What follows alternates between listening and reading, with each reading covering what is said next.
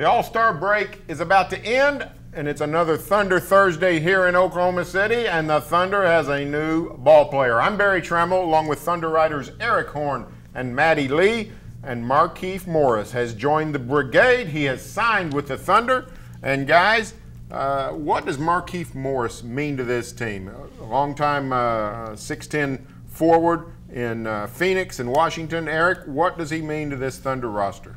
He means that you don't have to play Patrick Patterson as much first. Patrick Patterson's been a guy who's been inconsistent all season. He's shot the ball better, since the turn of the year. Everybody on the Thunder shot the ball better just since the turn of the year. But, Markieff Morris is a guy who can play a little bit more in between that 4 and 5 position. He's got a little bit more size than Patrick Patterson. He's a little bit more versatile player in terms of his scoring, can score at some different levels that Patrick Patterson typically can't. So he's not just one of these guys who's going to stand in the corner like a Patterson and shoot the three. He can, he can score a little in the mid-range, in the post, and you'd think he can give you a little bit more defensively. I remain a little bit skeptical about that because Washington played no defense this year. You would think that the Thunder believes that he can come in and, get around some of these guys who are playing better defense, Steven Adams, Paul George, Jeremy Grant, and kind of, get motivated being around those guys. But he's an upgrade on Patrick Patterson. That's the place you start at. You're not going to ask him to play a ton of minutes, but he's clearly going to be a guy who can help them in their rotation down the stretch and into the postseason as well.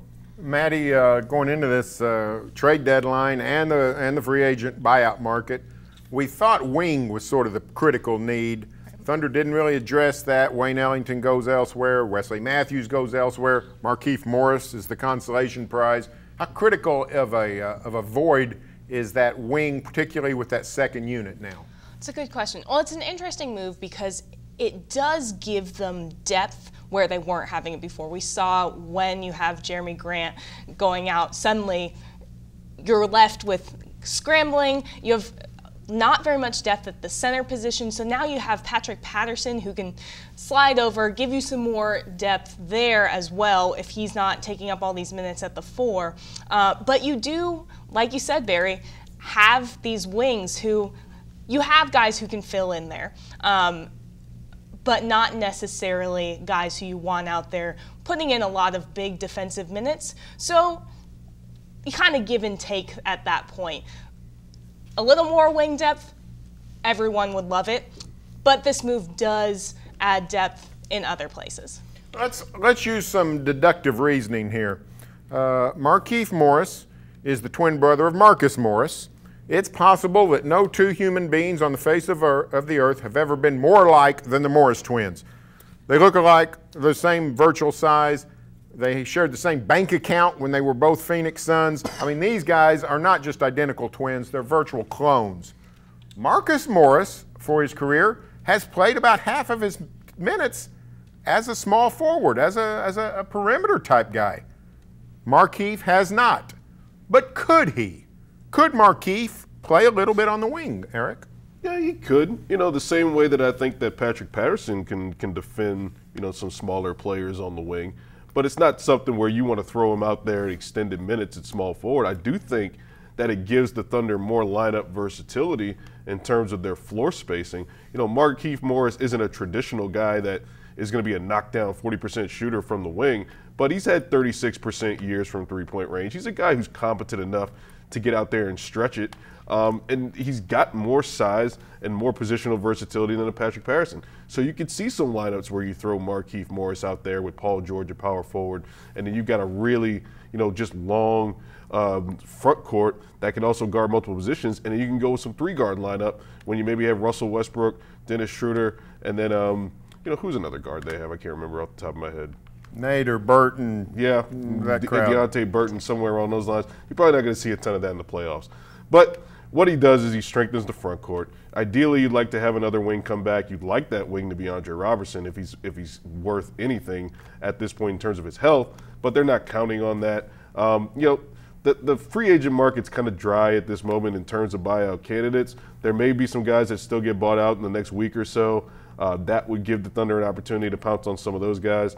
But right now, Markieff Morris seems to be the guy that would solidify at 8-9-man rotation for the Thunder going into the playoffs. Maddie, the addition of Markieff Morris probably means reduced minutes for Patrick Patterson, who over a year and 2/3 has not played as well as the Thunder had hoped. But everybody loves the guy. He's a super individual. Over the All-Star break, he gets engaged, and the Thunder's wedding present is, hey, here's Markieff Morris to eat up your minutes. Do you ever worry about chemistry? Do you worry that Markieff Morris, while clearly a nice talent addition, could he upset what is clearly pretty good chemistry going on with this Thunder team? I'm not worried about that in terms of Patterson. I think we've seen at the beginning of this year, we thought Patterson was going to be starting, and he did a really good job transitioning into the second unit, being perfectly fine with taking on that role. Obviously, then not even getting the minutes that he was getting with the second unit is another transition. But he's always been a pretty flexible, really nice guy. I think anytime you bring someone into a group that has as good a chemistry as the Thunder does, I mean, you had multiple guys, including Raymond Felton, say that this is one of the best teams chemistry-wise that he's ever been a part of. So you always wonder how that's going to work. But I think on this team, you have Paul George and Russell Westbrook really setting a tone chemistry-wise that since the whole team is bought in, it's easier for a newcomer to come in and kind of shift to the status quo. But it is a question, along with his health is another thing that we'll have to see how he gets back to. He had a neck injury, hasn't played since end of December. So there are still question marks up for Markieff Morris. Eric, you've been around a while now. You've seen several editions of this Thunder teams over the years, and this is an annual occurrence. Last year, Corey Brewer comes in. The year before, Taj Gibson. Before that, Randy Foye. Before that, Derek Fisher. How do you think the Thunder's handled these late season additions to the roster with guys who are clearly going to be part of the rotation? I think it's been moderately good in the locker room from a locker room standpoint. I don't think the Thunder rarely ever has issues bringing guys in mid-season into the locker room. They even brought in a guy like Dion Waiters who had, questions about his character prior to coming to the Thunder when he was with Cleveland, and he was a model citizen in Oklahoma City. The same thing with Enes Kanter. He was a guy who people didn't think very highly of when he was in Utah, and he came to the Thunder and became one of the Thunder's, favorite players of all time. So I don't think Markieff Morris is going to be an issue, and I don't think Patrick Patterson is going to be an issue either. You got to think about both of those guys from this standpoint too. They're both going to be essentially free agents going into this summer. Markieff Morris has a lot to prove in terms of what he has left, how healthy he is, how motivated he is to play basketball going forward. He's got the size and the skill set to be a tantalizing free agent prospect. And then Patrick Patterson's going into the final year of what will be a player option. He might be looking to get additional years. He might want to decline that player option and get additional years. Now, the odds of that are slim. He's probably going to pick it up and make that $5 million. That's just easy money for him. But Patrick Patterson has something to prove too, and a guy that, he might be on his last NBA deal if he doesn't show that he's got something left, in this last stretch of games going into the postseason. So it's an important time for both of those guys, and I think that they're going to be fine in terms of the locker room chemistry. Patrick Patterson's never rocked the boat, as Maddie said, regardless of what his standing is in the lineup. And I think Markieff Morris, he is a guy who should be motivated coming from a Washington team that was playing for nothing earlier this season. Well, it's certainly going to spice up this stretch run Thunder with the last third of the season, and kicks off Friday night post-All-Star break, and a great opening schedule. Got the Jazz in town on Friday night, the Kings in town on Saturday night, showdown in Denver on Tuesday, and then back here in Oklahoma City for the 76ers on Thursday. Maddie, this opening stretch, how important is it for the Thunder, winners of 11 of 13, going, coming out of the All-Star break? How important is it to keep that momentum going? Oh, it's huge. And I wrote a little bit about this, but it is actually possible for them to jump Denver if they win all their next 3 games and Denver loses their next 3. The likelihood of that happening, pretty slim. But right now is the point when you start really pushing, really vying for those playoff seeds and home court advantage and all of that. And so if they are able to come out really strong, win against Denver would be huge in order to try to jump them in these next 25 games. That could be really big for playoff implications. Eric, how important is it to catch Denver? I think it's huge. Tell me why. Because you and I saw them play Utah last year in the postseason. Look, this is a different Thunder team than the team that played against Utah. Obviously, you upgraded with Jeremy Grant. Your roster's just deeper. You have a Dennis Schroeder. You have a better Paul George. But Utah is built to give the Thunder problems because the Thunder's best when they're attacking the rim. They're getting out of transition. Utah's a great defensive team. Rudy Gobert makes life difficult in Paul George and Russell Westbrook. We've seen that Russell Westbrook has struggled with his shooting this year. They're going to dare Russell Westbrook to take perimeter shots. And as we've seen, Russell Westbrook has taken quite a few perimeter shots against Utah in the past year or so. He took 17 three-pointers. I think it was 17. It might be 19. The point is he took too many against Utah in that closeout game in Game 6. Now, granted, Russell Westbrook's a different player than he was last year, but it's a very interesting situation when you get Russell Westbrook into a playoff series against Utah when he's not shooting the ball particularly well. I feel like Utah would scheme better against Russell Westbrook than if Russell Westbrook and the Thunder went against, say, San Antonio in a series. San Antonio is not as strong defensively this year. I think that would be a far better matchup. Traditionally, the Thunder has had better success against San Antonio. I think Utah would just be an issue for them. Not to mention, if the Thunder would get the 2 seed, they would get to host Denver potentially in a playoff series should those two meet in the second round. So it's just a much more advantageous situation if the Thunder can get ahead of Denver. It's going to be tough because Denver already has a 2-0 series lead on them. Denver's a tough team. They mirror the Thunder in a lot of ways. They do a lot of the things that the Thunder does well. So I don't think the Thunder's going to win that season series, but it would be in their best interest to go ahead and go for it and try and get that 2 seed. You seem to be presuming that Utah is going to finish 6th. Now there's no ahead of San Antonio. They're tied right now. Yeah, they're all pretty close, and Houston could even drop to that 6th. That wouldn't be an ideal situation for the Thunder either because they'd have to deal with James Harden and Chris Paul. But San Antonio, as we've been saying for years, is just a much far better matchup for the Thunder. I'm not guaranteed that the Thunder is actually even going to get out of the first round. I know that people are high on them. I'm higher on them than I've been in the past 2 seasons because they just played better and they have better talent. But playoffs are about matchups, and if the Thunder gets Houston or Utah in the first round, that's a problem. San Antonio will be the most ideal matchup for them in a first-round series. Maddie, what do you think is the priority for the Thunder in terms of standings and placement and those kinds of things? I think in terms of in order to get the best spot in the standings, Thunder needs to shore up their defense, which we've seen really kind of backtrack in the last couple months, especially in January. They've gotten a little more consistent recently, but we saw them night after night put on really consistent defensive efforts. Obviously, schedule was not as hard then, and they are going into a really tough stretch of schedule here. So winning those Western Conference matchups is huge, and that's going to come from the defense.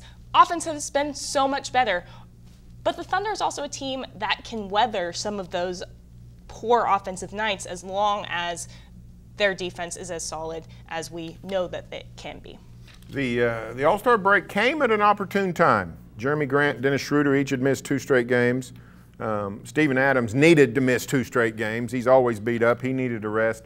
How much will the Thunder be back to close to full health, do you think, Eric, when play resumes Friday night? They should be back to where they were, closer to full strength. Ankle sprains can be tricky things, and Jeremy Grant, we'll see, and we'll get more of an update on him, going into Friday's game. But just having Dennis Schroeder back from having his wife having a child or his significant other having a child is going to be big for the Thunder too. He was a guy who missed games for them. So having Dennis Schroeder, hopefully being able to integrate Markieff Morris quickly. The Thunder has 3 games in 4 nights or 3 games in 5 nights. That's going to be able to get Markieff Morris integrated pretty quickly. Starting with a back-to-back this weekend. I think that's a good starting point for them. Even if Jeremy Grant isn't 100%, you've got some more backup at that position. We even saw Billy Donovan throw out some tricky lineups, throwing Nerlens Noel and Steven Adams in together against New Orleans in that kind of sham of a game that was before the All-Star break. But intriguing lineup. Nerlens Noel played well, performed well against New Orleans, and the Thunder has more options now, which is a good thing to have considering that Jeremy Grant and Steven Adams have taken a lot of wear and tear over this season. To have 2 guys like Markieff Morris and Nerlens Noel, who frankly could probably and should be starting for other teams in this league, that's a good luxury to have in your front court depth. All right, we'll close out with this. Let's do some quick rapid-fire questions on what you expect the last third of this season. Key player for the Thunder these last 27 games. Russell Westbrook. You stole my person. What about Russ? You stole my person. Russ is a guy who has the ball in his hands so often, so you have to go with him. If he can not even turn his shooting all the way around, just get some better shooting numbers, even if it's just from the line, preferably also from the field, and keep doing the other things that he's doing, that can be huge for the Thunder. Eric? She stole my person, but I think it's still going to be key for Terrence Ferguson to continue to perform the way that he has in the second half of the season. He's been a revelation for the Thunder in terms of his defense and his shooting. If he can keep his shooting up in the low 40s, high 30s from three-point range, he doesn't have to be perfect or 50% from three like he's been since January 1st. He's not going to be a lights-out three-point shooter like that, but he does need to continue to stretch the floor, be a high 30s, low 40s three-point shooter. That's going to make life so much easier for Paul George and Russell Westbrook, because if the Thunder are playing these lineups where they have Jeremy Grant and Steven Adams in them, two guys who are just so important defensively in terms of switching and being able to guard multiple positions, that's less spacing on the floor. They're going to need Terrence Ferguson out there to help them in terms of their offensive spacing. He's critical for them in this stretch of the season and going into the playoffs. All right, Maddie, bench player who could upgrade his game and make a big difference down the stretch for the Thunder. Ooh, that's a good one. Is it cheating to go with Markieff Morris? It's not. Well, I'm going with Markieff Morris because he's a guy who, like Eric mentioned earlier, was with Washington who wasn't playing much defense at all, to be frank. But if he can come in here, let those other guys elevate his defensive performance, that can be huge. Eric? Look, we still got a wing position to fill, and Deontay Burton, Abdul Nader, I'm going to combine them as two, or as one rather. Those are two guys who we've seen in flashes play some good quality minutes for the Thunder. If they don't go and get another guy before March 1st, now they can still sign a free agent after March 1st, but basically a guy has to be waived in order to be playoff eligible. So if they got a guy from another team that's currently on a team right now, he'd have to be waived. Anyway, Deontay Burton and Abdul Nader are guys we've seen in flashes, particularly Deontay Burton, in the last week or two, really come on and have some strong performances. If they choose to stand pat, those guys are going to have to fill in some quality minutes down the stretch, and they're going to be battling for playoff position. So you're going to need to have some strong defense from those guys, good decision-making on offense, make a good clip of threes, make sound decisions. But those are guys that are going to have to fill in some wing depth because, look, Alex Arenas isn't coming back. Andre Robertson's a guy who you probably can't count on at this point. And Dennis Schroeder's played really well since the turn of the year, but he still has his defensive liabilities out there. So you're going to have some strong wing play from Abdul Nader and Deontay Burton combined. Hopefully you get that from them, and they can help in the wing depth as the season rolls on. Last question. Maddie, Billy Donovan, what's his primary mission these last 6-7 weeks of the season? His primary mission.